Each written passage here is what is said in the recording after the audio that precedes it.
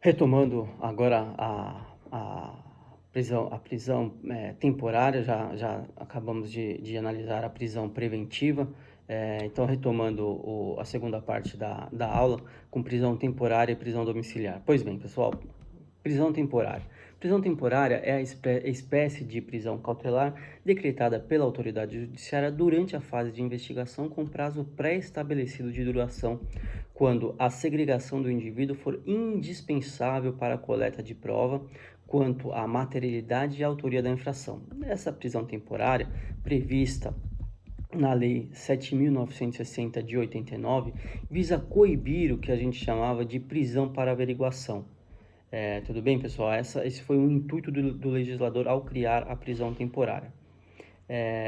Ela tem que ser decretada pela autoridade judiciária e durante a fase de investigação. Essa é um requisito que diferencia também a prisão preventiva, porque a prisão preventiva, como vimos há pouco, ela pode ser decretada tanto na fase de inquérito policial quanto na fase da ação penal. Essa prisão temporária só pode ser decretada durante a fase de inquérito policial, tá bom?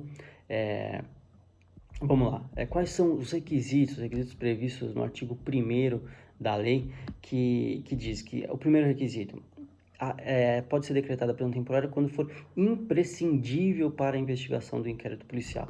Ou seja, se o delegado não conseguir colher algumas provas que ele entende necessárias sem a segregação do autor da infração, ele pode representar por essa prisão temporária.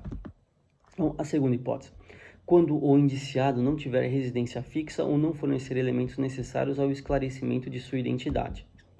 Essa é uma segunda hipótese que prevê a decretação da prisão temporária. E a terceira hipótese, quando traz um rol de crimes que seriam cabíveis à prisão temporária. Tudo bem? Eu vou ler rapidamente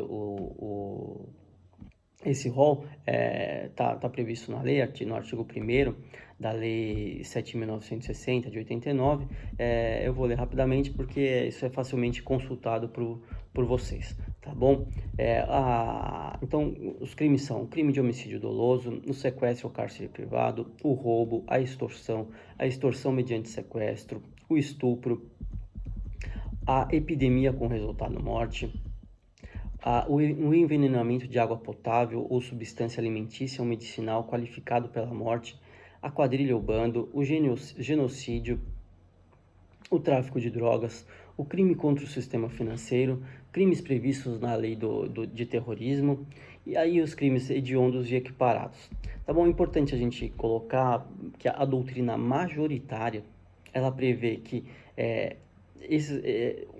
o requisito previsto no artigo 3º, que traz o rol dos crimes que admitem a prisão temporária, tem que estar sempre presentes. E ele deve ser conjugado com o inciso 1º, né, quando a decretação da prisão temporária for imprescindível para a investigação, ou com base no artigo no inciso 2º, que prevê que o indiciado, a prisão preventiva, a prisão temporária, quando o indiciado não tiver residência fixa ou não fornecer elementos necessários ao esclarecimento de sua identidade, tá certo? Então, a doutrina majoritária prevê que o artigo 1º ou o 2º deve estar sempre conjugado com algum dos crimes previstos no inciso 3º, né? O inciso 1 e o inciso 2 devem estar sempre conjugados com o inciso 3º. Tudo bem, pessoal? A prisão temporária não poderá ser decretada de ofício pelo juiz. Ela dependerá sempre de requerimento do Ministério Público ou de representação da autoridade policial. Nesse caso de representação da autoridade policial, o Ministério Público sempre deverá ser ouvido previamente antes da decisão do juiz. E o juiz deve decidir a respeito dessa decisão no prazo de 24 horas. Tá bom? A prisão temporária, diferentemente do que ocorre com a prisão preventiva, possui um prazo determinado. O prazo em regra, a prisão temporária pode ser decretada por até 5 dias. E esse prazo de 5 dias pode ser prorrogado, em caso de extrema e comprovada necessidade, por mais 5 dias. Tá? Então, a prorrogação dos prazos de 5 dias não é automática. O delegado ou o promotor deve demonstrar a extrema e comprovada necessidade de se prorrogar esse prazo de 5 dias. Tudo bem? E em relação aos crimes hediondos e equiparados, a regra é que a pessoa pode ter a prisão temporária decretada por 30 dias, prorrogável também por igual prazo, por mais 30 dias, em caso de extrema e comprovada necessidade. Pois bem, expirado esse prazo de 30 dias, o preso deverá ser colocado imediatamente em liberdade, salvo se a sua prisão preventiva for decretada. O que ocorre na prática, geralmente, é que o Ministério Público, durante esse prazo da prisão temporária, ele oferece denúncia e, sendo o caso, ele faz o requerimento da prisão preventiva, para que seja decretada a prisão preventiva. Então, quando o juiz analisa esse pedido, ele pode decretar a prisão preventiva e a pessoa que tenha o prazo expirado da prisão temporária não é colocada em liberdade justamente porque é decretada a sua prisão preventiva. Tá bom, o meio de impugnação dessa prisão é no caso de indeferimento da prisão preventiva pedida ou pelo Ministério Público ou pela autoridade policial, podem entrar com recurso em sentido estrito. Já a decretação da prisão temporária enseja a ação de habeas corpus. Tá bom? Então, caso seja indeferido o pedido de prisão temporária, o recurso cabível é o recurso em sentido estrito. Caso seja decretada a prisão, a ação cabível é a ação de habeas corpus. Tudo bem, pessoal? Passando então agora para a prisão domiciliar. A prisão domiciliar consiste no recolhimento do acusado ou do investigado em sua residência, somente podendo deixar o local mediante autorização judicial. Tudo bem? Então, a pessoa que é colocada, para quem é imposta a prisão domiciliar, ele não tem a faculdade de ir à farmácia, de ir ao supermercado, porque está em prisão domiciliar. Não, a pessoa que está em prisão domiciliar deve ficar reclusa na sua residência. Para sair, deve pedir autorização judicial e fundamentar por que ela quer sair. Por exemplo, ela precisa ir num hospital porque precisa fazer um tratamento. Ela não está livre para fazer o que bem quiser. Tudo bem? Quais são as hipóteses de cabimento da prisão domiciliar? As hipóteses de cabimento estão previstas no artigo 318 do Código de Processo Penal, que diz: poderá o juiz substituir, poderá, não é uma obrigação do juiz, ele tem que analisar tudo de acordo com o caso concreto, se essa prisão domiciliar é suficiente também para o processo e para resguardar a sociedade. Tudo bem?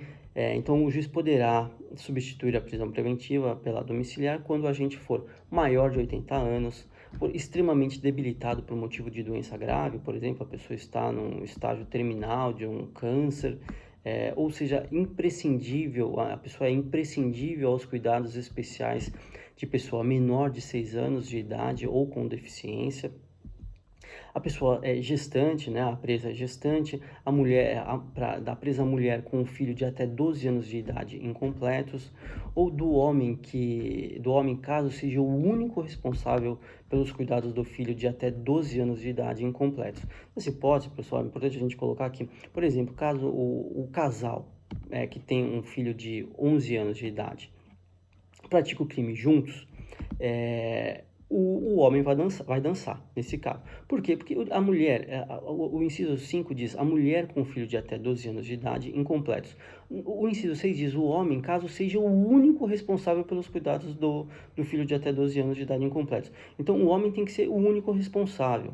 Se ele tem a mulher e essa responsabilidade é compartilhada, ele não é o único. Então, nesse caso, a mulher vai ficar em casa, o homem dançou e vai ficar preso. Tudo bem, pessoal?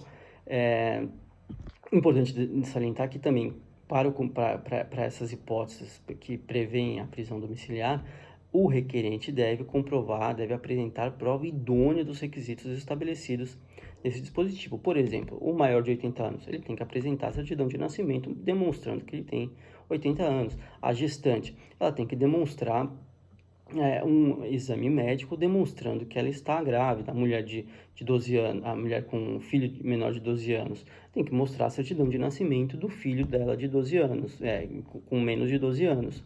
Tudo bem, pessoal?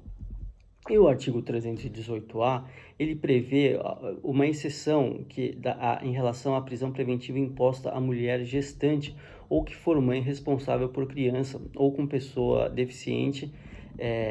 Ele diz que, caso o crime tenha sido praticado com violência ou grave ameaça à pessoa, por exemplo, crime de roubo, crime de homicídio, o crime de lesão corporal, não poderá ser substituída essa prisão preventiva pela prisão domiciliar.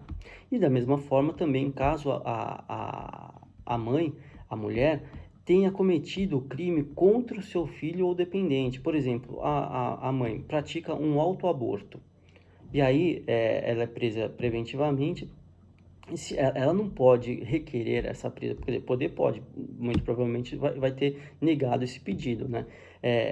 Porque ela é um contrassenso a gestante praticar praticar um crime contra o feto, né? No caso de um autoaborto, e querer a prisão preventiva nessa hipótese, alegando que depois que ela não teve sucesso nessa empreitada, portanto ela continua grávida e por estar grávida requerer a prisão preventiva, requerer a prisão domiciliar.